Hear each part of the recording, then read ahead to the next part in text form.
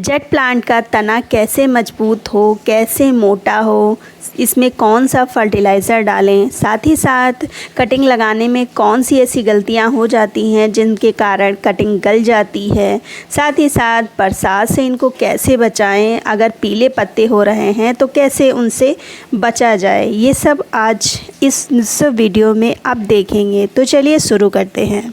Hello everyone, welcome to Meha's wonderful garden.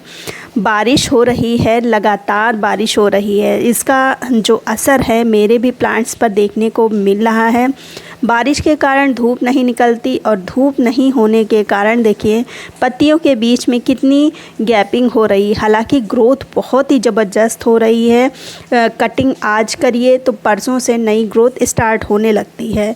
Growth तो बहुत ही अच्छी हो रही है, लेकिन जो ग्रोथ हो रही है पत्तियों के बीच की जो गैपिंग है वो ज़्यादा हो रही है, जबकि जब गुत्थी पत्तियां होती हैं वो ज़्यादा अच्छी लगती हैं। लेकिन इस समय मौसम ही कुछ ऐसा है, धूप नहीं निकल रही है, बारिश खूब तेज़ी से हो रही है, तो इसका कुछ नहीं किया जा सकता। आप थोड़ा सा वेट करिए। अगर ये प्रॉब्लम आपके में है तो थोड़ा सा वेट करिए। ये जब धूप निकलने लगेगी तो ये सारी प्रॉब्लम्स दूर हो जाएंगी। साथ ही साथ कुछ कमेंट्स आ रहे हैं कि मेरे जो प्लांट का जो तना है वो बहुत ही वीक है। तो जो तना है इसके प्लांट का वो समय के साथ में मोटा होता है। साथ ही अच्छे से उसकी केयर करते हैं, समय समय पर उसको फर्टिलाइज़र देते हैं, तो ये जो प्रोसेस होता है वो थोड़ा सा जल्दी हो जाता है। आप मेरा ये प्लांट देखिए, ये सिर्फ 1-1.5 साल पुराना ही होगा, मुझे एग्जैक्ट तो नहीं पता, लेकिन ये 1.5 साल से ज़्यादा का प्लांट नहीं है। मोटा करने में मुझे 1.5 साल लग गए, लेकिन अब जो मैं बना रही हूँ वो मुश्किल से 7-8 महीने में ही मोटे हो रहे हैं। जैसे कि ये मेरे प्लांट्स देखिए, ये मुश्किल से 6-6 महीने के हैं रिपोर्ट किए हुए, और इनका भी ट्रंक देखिए मोटा ही है, पतला तो नहीं कहा जा सकता। तो ये जो अब मैं आपको बता रही हूँ किस तरह से बनाना है, तो अगर आपको कोई भी शेप देना है, ट्रंक अगर किसी भी प्लांट का मोटा करना है तो उस पर काम आपको स्टार्टिंग से ही करना होगा। जैसे कि ये जो कटिंग है ये मैंने रिपॉट आप ही के साथ किया था, एक ही पॉट में मैंने लगा दिया था। तो ये प्लांट है, इसकी जो रूट वगैरह भी बहुत अच्छे से आ गई है। तो हम अब नीचे की जितनी भी सॉफ्ट ब्रांचेस हैं वो सबको हटा देंगे। जितना आपको ऊपर रखना है तो बस उतना ही छोड़िएगा, बाकी नीचे की जितनी भी ब्रांचेस हैं वो सब कुछ हटा दीजिए। हटाने से फ़ायदा ये होगा कि जितना न्यूट्रिएंट इसको प्लांट को देंगे वो ऊपर लगेगा, और साथ ही साथ जो इसका ट्रंक है उसमें लगेगा। अननेसेसरी इधर उधर ब्रांचेस में नहीं लगेगा, जिसको हमको रिमूव करना है। अब जो दूसरा आपको काम करना है, तो इसकी अभी जो ट्रंक है वो बहुत ही वीक है और मुझे ट्री शेप में इसको देना है। तो सबसे पहले तो हम इसको सपोर्ट कुछ लगा देते हैं। अभी मैंने टेम्परेरी ऐसे लगा दिया है, सपोर्ट देंगे, और बाद में मैं कोई स्टिक की सहायता से उसको बांध दूंगी। आप देखिए जैसे ऐसे सपोर्ट देना है, और नीचे की अगर मिट्टी कुछ खुल जाती है तो उसको दबा देना है, क्योंकि थोड़ा सा भी इसको हिलाया है तो मिट्टी तो लूज़ होगी ही।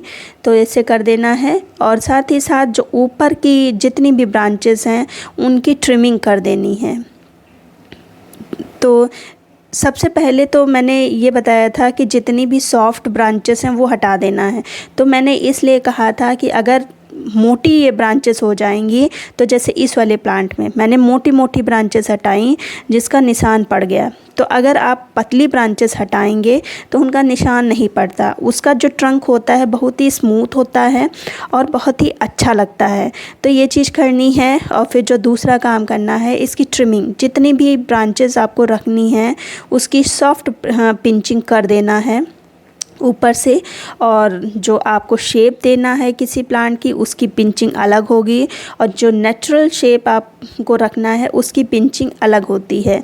तो हम ये पिंचिंग कर देंगे, और फिर इसके बाद ये देखिए ये कुछ इस तरह से हो गया है। और फिर इसको मैं दिखाऊंगी आपको 15 दिन के बाद, इसका मैं शेप आपको दिखाऊंगी, आप पहचान नहीं पाएंगे। बहुत ही जल्दी बरसात में ग्रोथ होती है, और इसीलिए इस मौसम में आप इसका फ़ायदा उठा सकते हैं। अब ये देखिए मैंने पिंचिंग करके ये जो निकाला है इसको भी लगा देना है। कई कमेंट आ रहे हैं कि मेरे जो कटिंग है वो गल जाती है, तो कटिंग गलने का एक ही कारण होता है, आपकी मिट्टी में पानी भरा रहता होगा। तो कटिंग जब भी लगाएं बालू में लगाएं। आप देख रहे होंगे मैंने बालू में कटिंग लगाई है। बालू में कटिंग लगाने से फ़ायदा ये होता है कि ओवर वाटरिंग की कोई भी प्रॉब्लम नहीं होती। जैसे पानी इस पे बरसा, मैं ओपन एरिया में मैंने कटिंग ये रखी है, अगर पानी ये बरस रहा है रेगुलर तब भी इसमें पानी जमा नहीं रहता, वो तुरंत निकल जाता है। बालू की ये क्वालिटी होती है।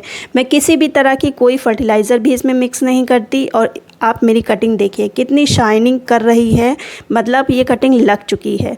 अभी मैंने इसकी रूट भी दिखाई है और मैं हालांकि अभी इसको दूसरे पॉट में नहीं लगाऊंगी क्योंकि मेरे पास बहुत सारे प्लांट्स हैं। तो अगर कोई लेना चाहेगा तो मैं दे दूंगी, मेरे पास बहुत सारे प्लांट्स हैं। तो इस तरह से करिए। अब बात कर लेते हैं कि इनके फर्टिलाइज़र की।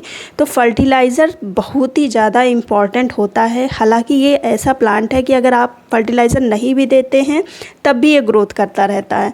लेकिन चूँकि ये आपने पॉट में लगा रखा है और पॉट वो भी बहुत छोटा सा पॉट है और रेगुलर वाटरिंग करते हैं, तो जो न्यूट्रिएंट हम देते हैं वो सब ड्रेन आउट हो जाता है। अब ये जेट प्लांट अगर हम मिट्टी में लगा दें, डायरेक्ट जो ज़मीन है उसमें लगा दें, तो किसी भी तरह की कोई फर्टिलाइज़र की देने की आवश्यकता ही नहीं पड़ती। लेकिन चूँकि पॉट में लगा है तो 15-15 दिन के अंतराल पर इनको फर्टिलाइज़र तो देना ही पड़ता है। उसके लिए जो सबसे सस्ता मैंने फर्टिलाइज़र लिया है, उसके लिए मैंने लिया है ये जो सरसों की खली होती है, चुटकी भर। आप देख रहे होंगे मैंने कितना लिया है, चुटकी भर से थोड़ा ही ज़्यादा है।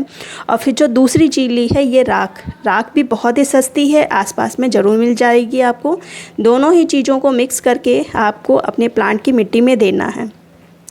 जो राख मैंने क्यों ली है, राख जो होती है वो फंगस को किल करती है। क्योंकि पानी लगातार बरस रहा है तो मिट्टी में फंगस लग जाती है। तो जो पीले पत्ते होते हैं इसका मेन कारण है कि मिट्टी में आपके फंगस लगी है। तो ये सब चीज़ें आप यूज़ करिए, चाहे वो राख यूज़ करिए, चाहे जो नीम की खली है इसको यूज़ करिए, या जो नीम की पत्तियाँ होती हैं अगर आपके पास सूखी वो अवेलेबल हैं। हालांकि इस मौसम में तो पॉसिबल नहीं है, लेकिन फिर भी कुछ लोग रख लेते हैं, तो अगर हैं तो उनको मैश करके इसमें डाल सकते हैं। ये सब चीज़ें यूज़ करिए, आपकी मिट्टी में फंगस नहीं लगेंगी। अगर मिट्टी में फंगस नहीं लगेगी, मिट्टी आपकी हेल्दी रहेगी, तो आपका प्लांट भी बहुत ही अच्छे से ग्रो करेगा। तो इस तरह से हमने पूरा फर्टिलाइज़र दे दिया है और मिट्टी मेरी अभी गीली है, तो किसी भी तरह का हम कोई वाटरिंग नहीं करेंगे, इसे दे देना है। और ये फर्टिलाइज़र आपको बरसात में अगर 7-8 दिन के अंतराल पर देते हैं तो बेस्ट रहेगा। इसी फर्टिलाइज़र से आपका जो जेट प्लांट है बहुत ही अच्छे से ग्रोथ करेगा, चमकदार रहेंगी पत्तियां और ट्रंक भी मोटा। चीज़ों को देने के बावजूद भी अगर आपका प्लांट हेल्दी नहीं है तो आप कमेंट करके बताइए, मैं उसका सलूशन ज़रूर दूंगी। उम्मीद करती हूँ वीडियो अच्छा लगा होगा। अगर अच्छा लगा है तो लाइक कीजिए।